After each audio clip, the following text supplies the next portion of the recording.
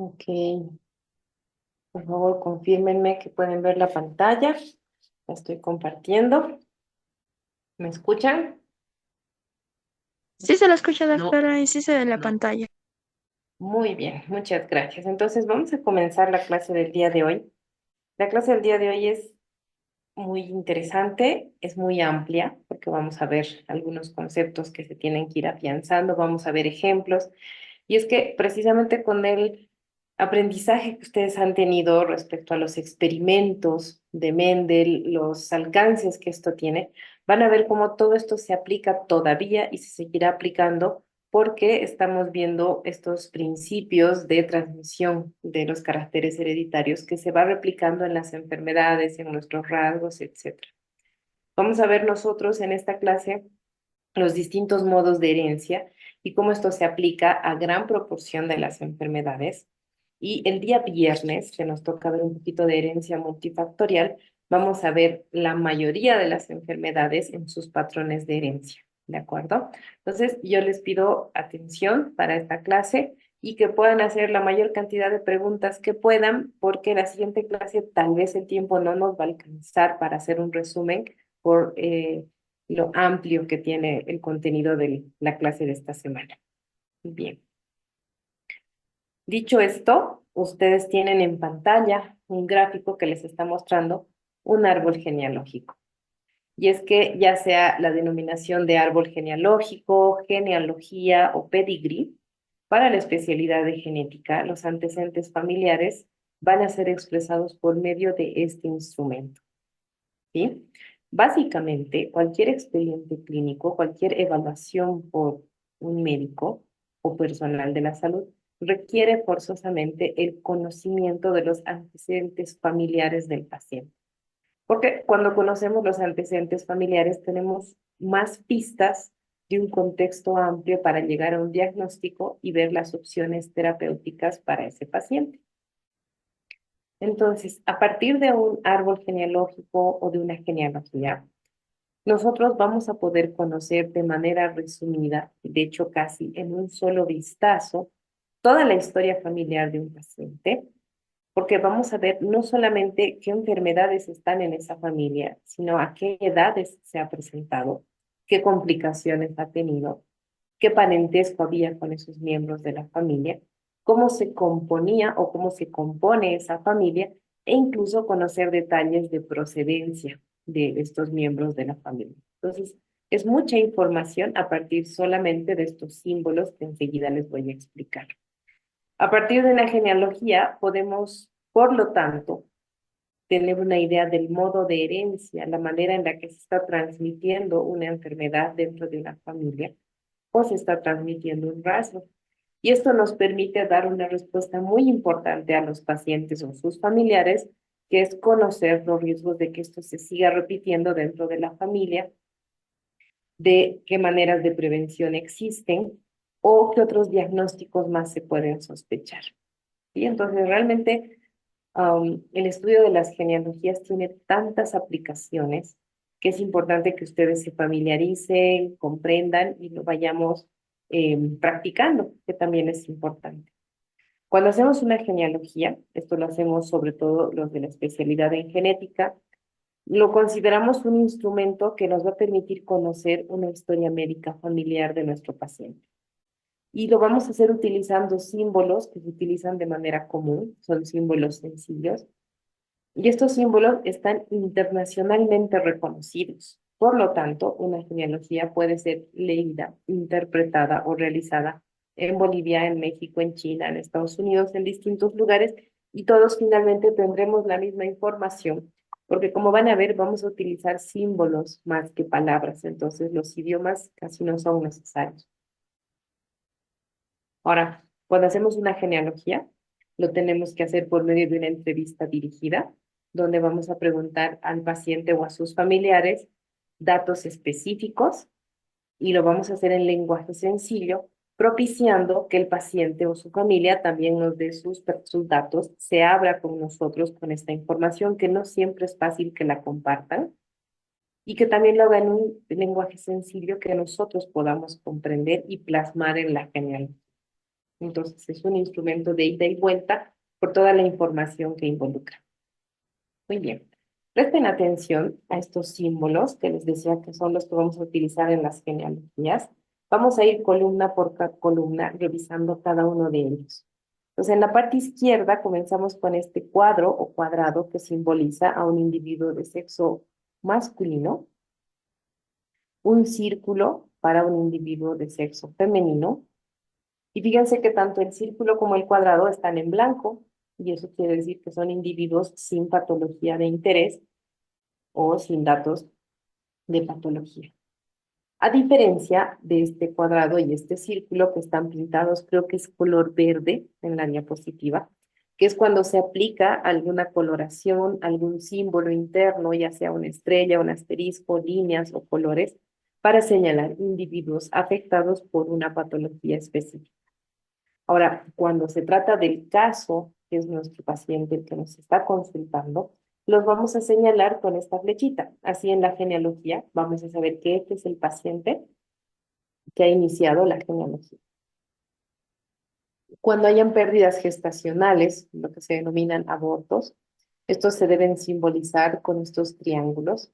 Y los triángulos también podrán tener símbolos en su interior si tenían algún diagnóstico o estar en blanco. Cuando han sido espontáneos solo son los triángulos y cuando el triángulo involucra una línea oblicua, se habla de un aborto inducido. Ya con la línea oblicua tenemos otro símbolo. Cualquier línea oblicua sobre cualquiera de estos símbolos corresponde a un paciente fallecido. Podemos tener líneas de unión reproductiva, como pueden ver, un varón y una mujer. Esta línea horizontal que los une a la mitad indica que hay un matrimonio, una unión reproductiva. Y cuando este matrimonio se rompe o se separa, pues igual se colocan estas dos líneas oblicuas indicando la ruptura de esta unión reproductiva. Vamos ahora a la columna derecha, donde tenemos este símbolo, el rombo. El rombo significa un individuo de la familia cuyo sexo no conocemos o no está especificado. Esto se da en casos en los cuales, no sé, los familiares nos dicen, tengo un tío, no estoy segura si, o sea, no sé si son tíos o tías, entonces, solamente ponemos el rombo. O, por ejemplo, en una gestación, si es una mujer embarazada, vamos a poner si se conoce el sexo, la letra E dentro de un círculo o dentro de un cuadrado.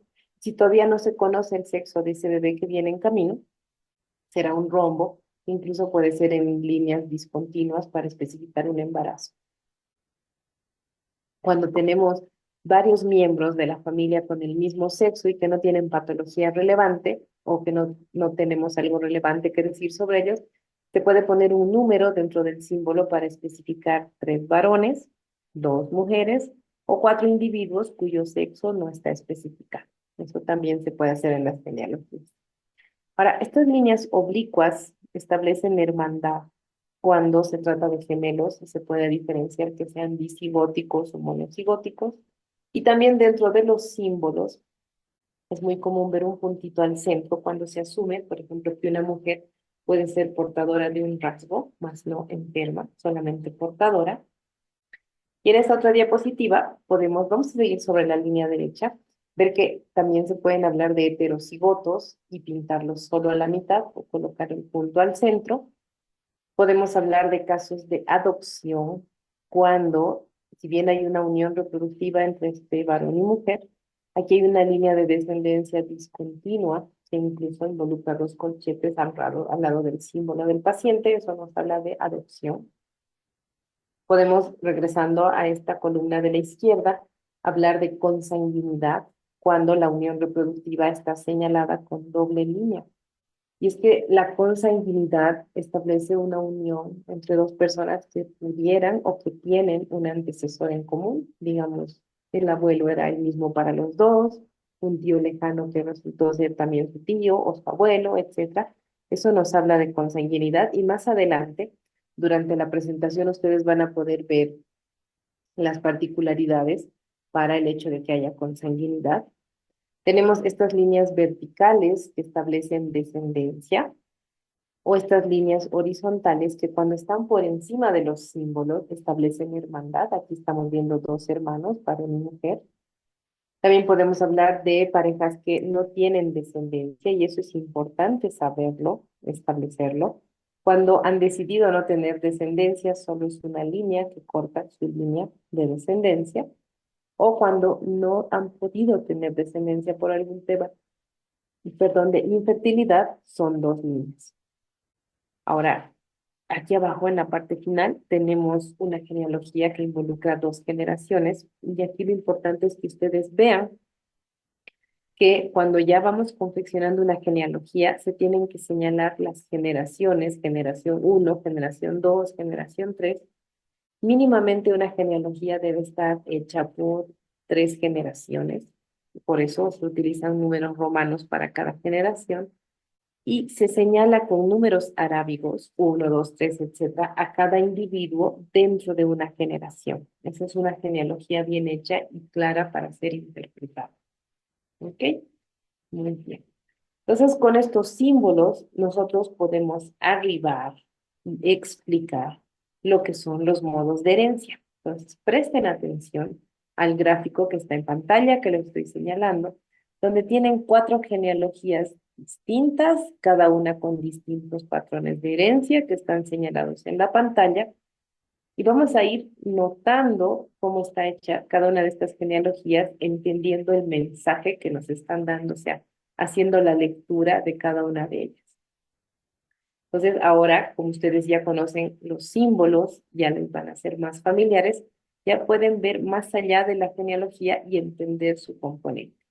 Por ejemplo, en el gráfico A, tenemos una, dos, 3 generaciones. En estas 3 generaciones tenemos una unión reproductiva de esta pareja que ha tenido 3 hijos, un varón y 2 mujeres, y el varón tiene un hijo varón. Además, en esta genealogía tenemos pintados de color oscuro varios individuos y cada uno de ellos representa un individuo afectado por una enfermedad, digamos, síndrome de Marfan. Entonces, aquí el abuelo tiene síndrome de Marfan, aquí el hijo tiene síndrome de Marfan y el nieto tiene síndrome de Marfan. A la par de que el abuelo tiene síndrome de Marfan y lo tiene su hijo, también lo tiene la hija. Entonces, fíjense cómo aquí estamos viendo un patrón en el cual la herencia se va repitiendo generación tras generación y se están afectando tanto varones como mujeres. Comparen lo que acabamos de describir con este ejemplo que dice no penetrancia. En este caso tenemos una generación, 2 generaciones, 3 generaciones. Tenemos 3 individuos afectados con 3 individuos sanos, donde uno aparentemente no ha enfermado, pero sí su hijo. Recuerden que habíamos hablado del fenómeno de penetrancia en la clase anterior, estableciendo que es la proporción de personas que teniendo la mutación no llegan a desarrollar un fenotipo.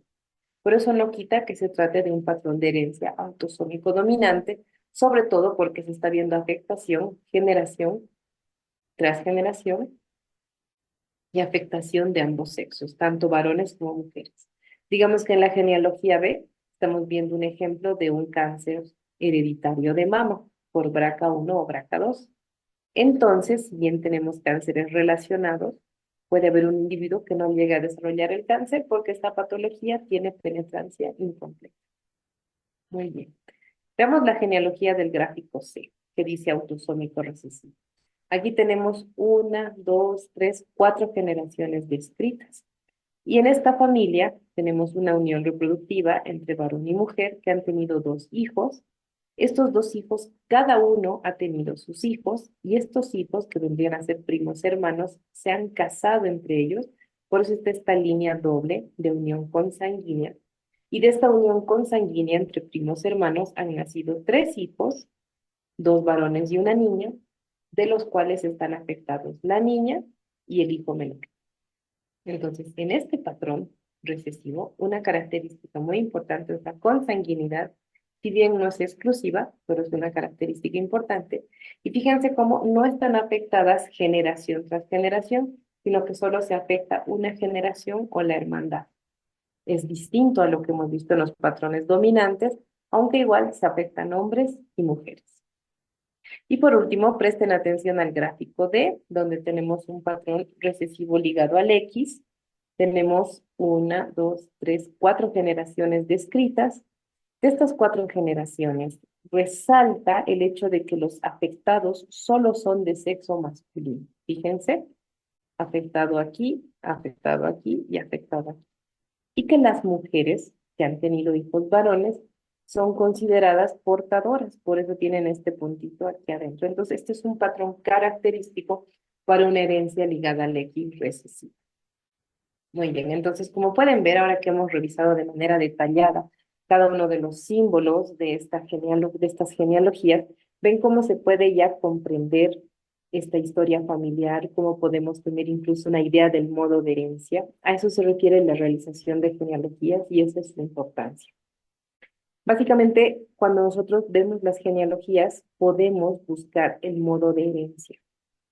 Y es que los modos de herencia nos están explicando cómo se está transmitiendo un rasgo, una condición o una enfermedad, porque se ve que siguen un patrón que es característico en su afectación por sexo, por generaciones, por edad, etc.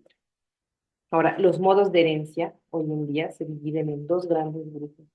Les decía, los que siguen un patrón mendeliano o clásico, que siguen los principios de Mendel, herencia autosómico dominante, autosómico recesiva, ligada al X dominante, ligada al X recesiva, y la herencia no clásica o no mendeliana que no sigue estos patrones, sigue sus propias características, como son la herencia mitocondrial, la herencia por impronta genómica, por disomía uniparental, por repetidos y la multifactorial. De esta herencia no mendeliana o no clásica, nosotros vamos a ver la próxima clase como ejemplo la herencia multifactorial, para que tengan una idea de cómo varían todos estos factores. Muy bien. Comencemos entonces con lo que es la herencia autosómico dominante. Cuando hablamos de herencia autosómico dominante, y esto lo hemos definido en las clases anteriores, un rasgo dominante es aquel que se manifiesta en estado heterocigoto. Un heterocigoto es aquel que tiene alelos distintos en un mismo locus. Y un alelo es una forma alternativa de un gen.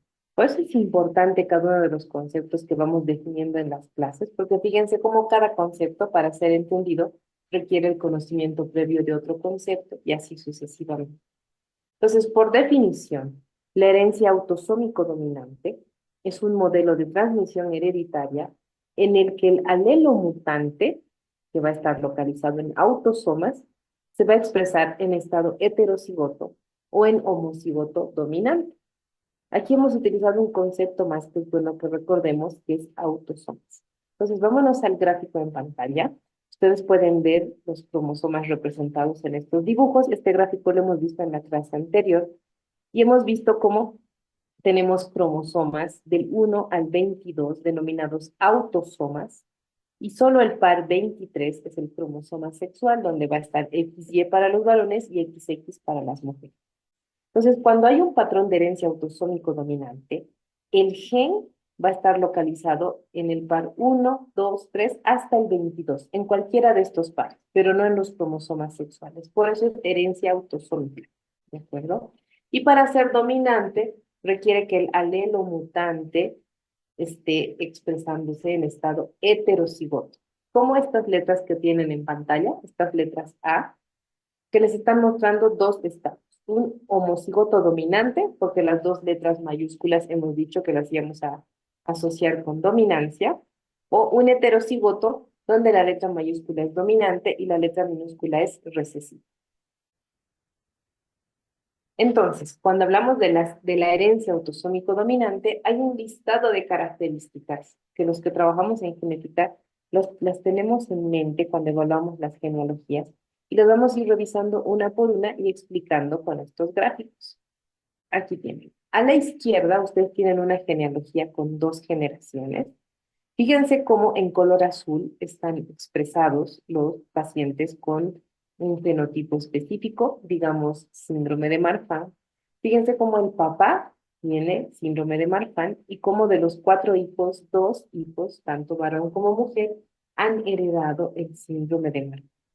Pues aquí están viendo que hay una afectación de generación tras generación.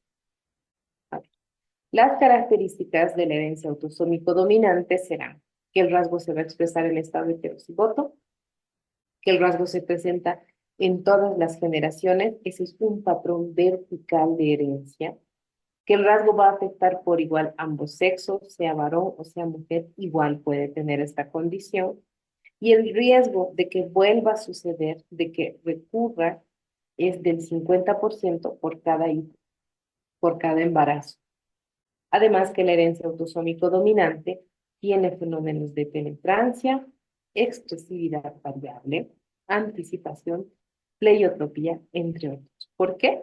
Estos fenómenos, que los hemos explicado en la clase anterior, hacen que finalmente el fenotipo que estamos viendo en estos pacientes varíe. Y eso lo vamos a repasar en breve en estas diapositivas que vienen. Entonces, estas características, permítanme un segundito, está medio lenta la presentación, no quiere avanzar. Voy a tratar de reiniciar la presentación. Denme un segundito, por favor.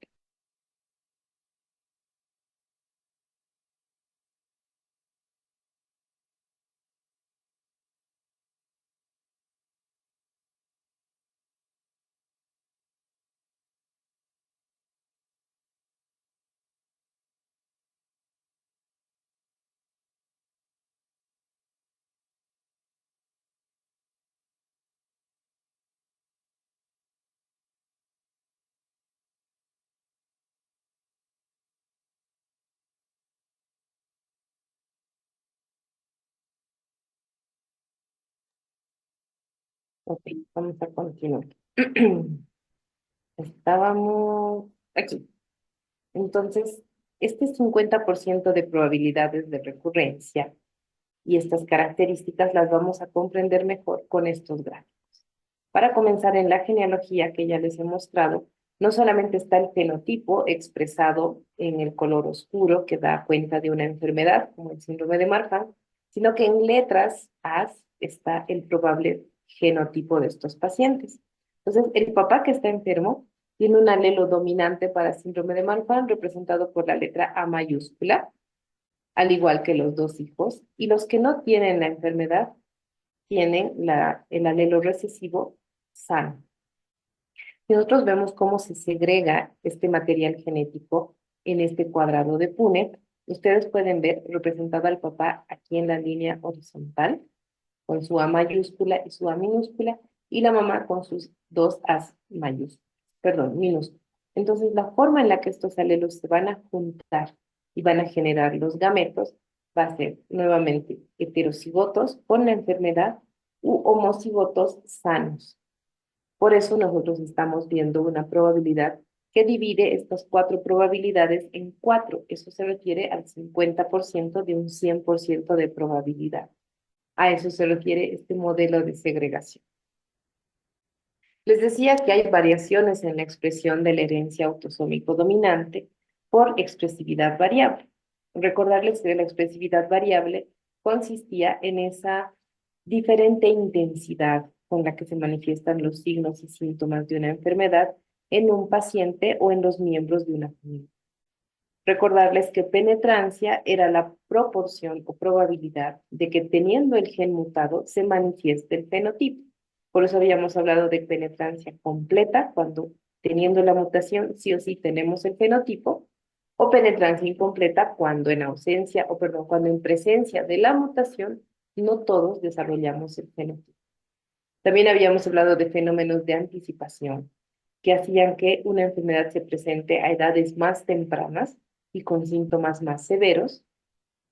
Y un ejemplo de esto es la fotografía o el esquema que tienen en pantalla, que está mostrando un paciente con síndrome de Marfan, que creo que es el ejemplo estrella para la enfermedad, la herencia autosómico dominante, que pueden ver que tiene una amplia expresividad variable, en este caso tiene penetrancia completa, y más que anticipación, se da el fenómeno de pleiotropía por esta capacidad o posibilidad de afectar distintos sistemas, cardiovascular, esquelético, ocular.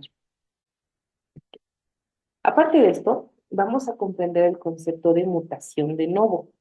La mutación de novo es el hecho de que encontremos una mutación por primera vez en una familia, sin que haya antecedentes familiares previos. Y el que tiene la mutación de novo es el individuo en el que por primera vez se encuentra esa mutación. Imagínense un paciente, un bebé con acondroplasia, que es un enanismo, son pacientes con talla baja desproporcionada, cuyos papás son totalmente sanos, son de talla normal. Entonces, si sabemos que la acondroplasia tiene herencia autosómico dominante y estamos viendo que no lo ha heredado de los papás porque ambos son totalmente sanos, asumimos que ese individuo tiene acondroplasia por una mutación de novo, así denominada, y que a partir de él sí se puede heredar esta enfermedad en su descendencia. Y esa es una característica importante a considerar en la herencia autosómico dominante, porque a veces por el hecho de no haber antecedentes en la familia, creemos erróneamente que vamos a descartar la posibilidad de que sea autosómico dominante. No, hay que reconsiderar este hecho para poder atribuir una mutación de nuevo como parte de los fenómenos que dan variaciones en la expresión de la herencia autosómico dominante. Y otro evento que suele dar esta variación es la heterogeneidad genética o heterogeneidad de locos. En este caso, vamos a ver, no puedo avanzar la presentación, chicos, perdón. Voy a pedir un poquito de paciencia, por favor, con mi computadora que está un poco viejita. Déjenme volver a compartir, por favor, un ratito.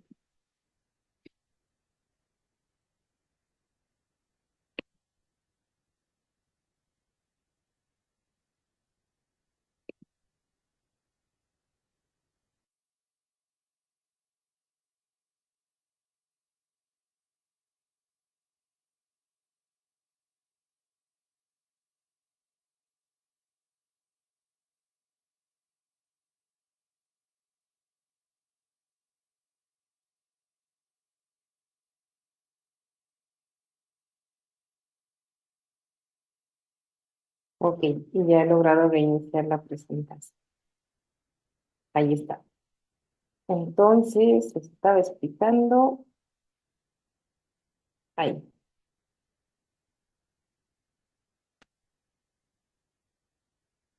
Les decía que aparte de la mutación de novo, hablar de otra variación en la expresión de la herencia autosómico dominante era el concepto de heterogeneidad genética.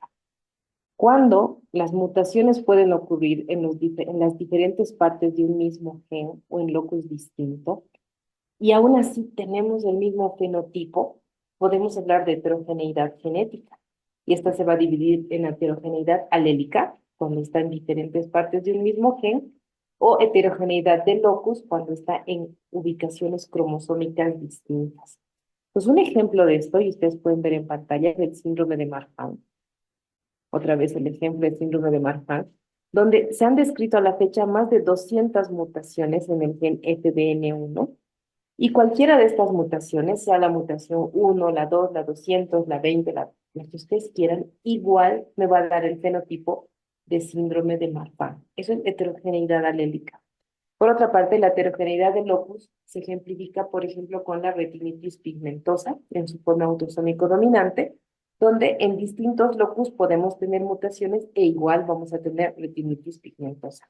Entonces, esto también puede influir en variaciones en la expresión de la herencia autosómico dominante.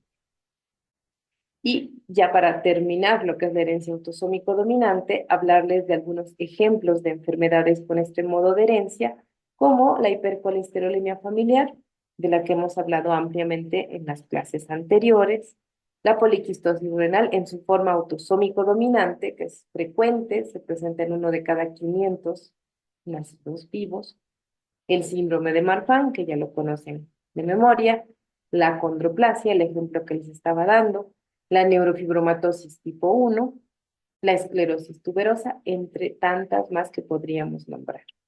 Entonces, para que les quede la imagen, la fotografía que están viendo en pantalla les muestra una familia con una displasia ósea con patrón autosómico dominante. Fíjense cómo están afectados los 7 miembros de esta familia. Están afectados tanto varones como mujeres y cómo son distintas generaciones las que están afectadas porque se puede ver probablemente aquí a la abuelita, a la mamá y a los hijos. ¿De acuerdo? Entonces, ahí están viendo ustedes este patrón de herencia autosómico dominante que tiene estas características que les he descrito. Muy bien. Vamos a dar la vuelta a la página y vamos a hablar ahora de herencia autosómico recesiva.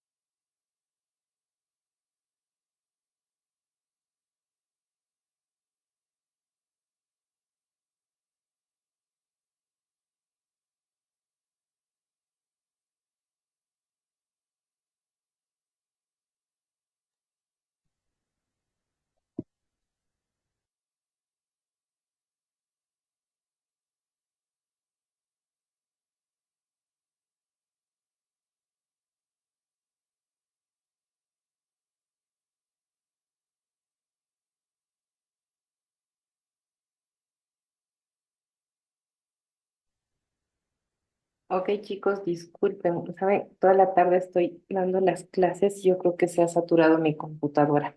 Justo con el último grupo que son ustedes, no quiere trabajar.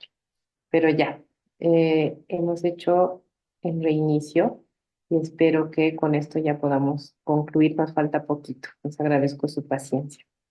Voy a volver a compartir pantalla. Nos habíamos quedado en la herencia autosómico dominante en los ejemplos. Ya vamos a acabar. Ok, ya están viendo mi pantalla, ¿verdad? Ahí está.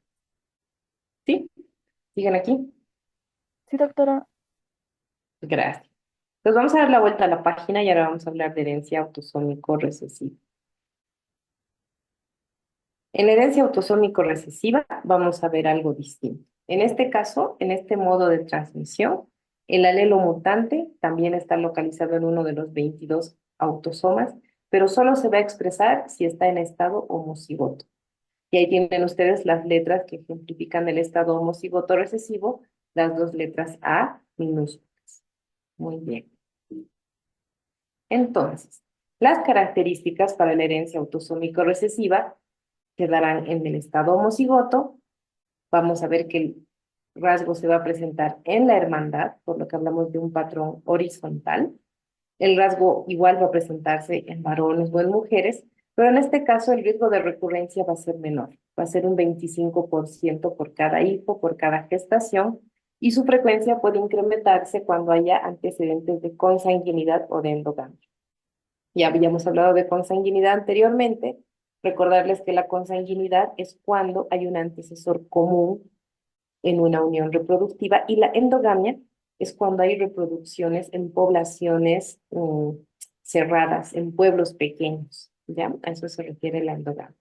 Entonces, ahí pueden ver ustedes este gráfico, que a diferencia de la herencia autosómico dominante, estamos viendo una genealogía con padres sanos y solamente un hijo afectado. Si ustedes ven el genotipo ahí señalado en letras minúsculas, ven como ambos padres son portadores sanos. En este caso, el alelo mutante está en la letra A minúscula y por lo tanto también hay la posibilidad de que los hijos sean nuevamente portadores o el rasgo se acabe si los hijos son homocigotos dominantes. Aquí pueden ver ustedes en el cuadrado de Punnett cómo se da esta distribución o esta segregación de caracteres. Y seguramente este cuadrado de Punnett les está recordando el segundo experimento de Mendel con la aparición de una condición recesiva. A eso se refiere este ejemplo. Ahora, hay particularidades. Primero, todos los que estamos en esta reunión, todos somos portadores sanos de al menos 10 genes relacionados con enfermedades autosómicos recesivas. Somos heterocigotos. Pero a nosotros no nos están afectando, no tenemos síntomas de enfermedades recesivas, porque recordemos que para que éstas se manifiesten deberán estar en estado homocigoto. Y si nosotros coincidimos con nuestras parejas, con los que portan los mismos genes mutados, ahí es donde vamos a tener hijos con enfermedades recesivas. Entonces, la consanguinidad, que les decía que era la reproducción entre individuos con un ancestro en común, se entiende mejor viendo el cuadro que tienen en pantalla. Ahí podemos ver distintas relaciones de parentesco y el porcentaje de genes que se comparten con ellos. Entonces, nuestros familiares de primer grado, nuestros papás, nuestros hermanos y nuestros hijos son considerados familiares de primer grado para nosotros porque comparten el 50% de sus genes con nosotros. Son familiares de segundo grado, nuestros medios hermanos, nuestros abuelos y nietos y nuestros tíos y sobrinos. En este caso se compartirá el 25% de genes en común. Y son parientes de tercer grado, los primos hermanos, los tíos segundos, sobrinos segundos, porque aquí se comparte el 12.5% de genes en común. Esto explica por qué las uniones consanguíneas, es decir, cuando hay matrimonios entre primos, entre tío, sobrina, etcétera, tienen mayor probabilidad de tener hijos con algunas malformaciones o con algunas enfermedades por este porcentaje de genes que tenemos en común. Y esta es una de las particularidades de la herencia autosómico recesiva, no exclusiva, pero sí importante para que la vayamos tomando en cuenta. Muy bien. Entonces, ejemplos de enfermedades con este patrón de herencia pueden ser la fibrosis quística, el albinismo, la hiperplasia suprarrenal congénita, la fenilcetonuria, la galactosemia, la anemia de células falciformes, la atrofia muscular espinal, entre otras más que podríamos mencionar. Y como ejemplo, ahora estamos viendo una familia con 4 componentes. Fíjense, atrás están los papás, adelante los hijos. Son todos de rasgos africanos, pero los hijos, ambos hermanos, varón y mujer, tienen esta condición de albinismo, del cual hemos hablado, de la cual hemos hablado en la clase anterior, con un problema de pigmentación porque el gen no funciona correctamente. Entonces, viendo esta familia, asumimos indirectamente que tanto el papá como la mamá, que están en la parte de atrás de la foto, son portadores sanos para esta condición que se manifiesta en los hermanos. Y lo mismo sucede con otras patologías, como les decía, la fibrosis quística, donde la frecuencia de portadores, por ejemplo, en Europa, se ha establecido en 1 de cada 35 habitantes, porta un alelo mutante para fibrosis quística. Entonces, esta enfermedad tiene una frecuencia importante en Europa. O la hiperplasia suprarrenal congénita, que se ha visto una frecuencia de portadores de 1 de cada 50 habitantes. Entonces también cuando coinciden ese 1 de cada 50 y tienen una unión reproductiva, se manifiesta esta enfermedad en sus hijos con una probabilidad del 25%. Muy bien. Así que ya la siguiente diapositiva toca a lo que es la herencia ligada al cromosoma X. Esto lo vamos a dejar para el día viernes. Y con esto nosotros habríamos acabado la clase del día de hoy. Así que voy a dejar de compartir pantalla y voy a abrir micrófono para ver si tienen alguna pregunta, duda o comentario en los minutos que todavía nos quedan de la clase. A ver, tengo una pregunta en el chat que dice, en términos más simples, ¿qué es la heterogeneidad del locus y la heterogeneidad alélica? Muy bien, entonces la heterogeneidad genética es el concepto grande. Ustedes saben que hablar de heterogeneidad nos habla de una desigualdad. Eso es heterogeneidad, ¿no es cierto? Que las cosas no son iguales. Cuando hablamos de heterogeneidad alélica, estamos estableciendo que pueden ser alelos distintos, pero que igual van a darnos el mismo fenotipo. Eso es una heterogeneidad de alelo. Puedo tener alelo A, alelo B, alelo C, igual el fenotipo va a ser síndrome de Marfan. Mientras que una heterogeneidad de locus, acuérdense que locus es una localización específica en el cromosoma, me está diciendo que puedo tener mutaciones en genes y locus distintos, igual voy a tener el mismo fenotipo, igual voy a tener retinitis pigmentosa. Esa es la diferencia y la explicación para estos dos conceptos, ¿sí? A ver, tengo otra pregunta. Dice, ¿la genealogía pertenecería a la anamnesis o es algo aparte para otras situaciones? No. Efectivamente, la genealogía, lo que hemos hablado sobre árboles genealógicos, son parte de la anamnesis. La anamnesis es un acto médico en el cual nosotros preguntamos de manera dirigida a los pacientes sus antecedentes. Ahora, en las historias clínicas no se hace genealogías de protocolo, es cierto, lo hacemos más los genetistas, pero es bueno que ustedes conozcan que hay estas herramientas y que más adelante las puedan aplicar. Tengo una pregunta de Gabriela, adelante, por favor. Doc, buenas noches. Al respecto de la herencia autosómica recesiva de las características en el cuadro de Punnett, ¿cómo se hacía? Según yo, se multiplica más o menos el A mayúscula con la mayúscula y la minúscula con la mayúscula en ese cuadro y según yo debería ser A mayúscula y A minúscula, pero esa parte no la entendí muy bien. Ok, se refiere a la recesiva, ¿no es cierto? Sí, Ok, retrocedamos un poquito. Estoy compartiendo pantalla, la ve, ¿verdad? sí, sí, sí. Bien, en los cuadrados de Punnett no hacemos matemáticas, no multiplicamos nada, solamente unimos alelos. El alelo, a ver, voy a tratar de señalar, el alelo A mayúscula se va a unir con este otro alelo A mayúscula y el resultado me va a dar doble A mayúscula. No lo estoy multiplicando, sino que solamente los estoy uniendo. En esta otra línea, este alelo A mayúscula con este alelo A minúscula también se va a unir y me va a dar como resultado este heterocigoto. Lo mismo para estos dos ejemplos. ¿Qué más era su pregunta, Gabriela?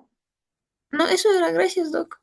Ok, entonces los cuadrados de Punnett no son operaciones matemáticas, sino que aquí nosotros hacemos uniones para definir qué fenotipo o fenotipo vamos a esperar. Muy bien.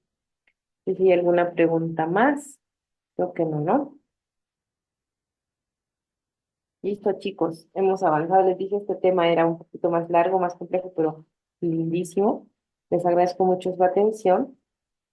Y el día viernes nos volvemos a reunir. Déjenme tomar la foto para el registro de asistencia.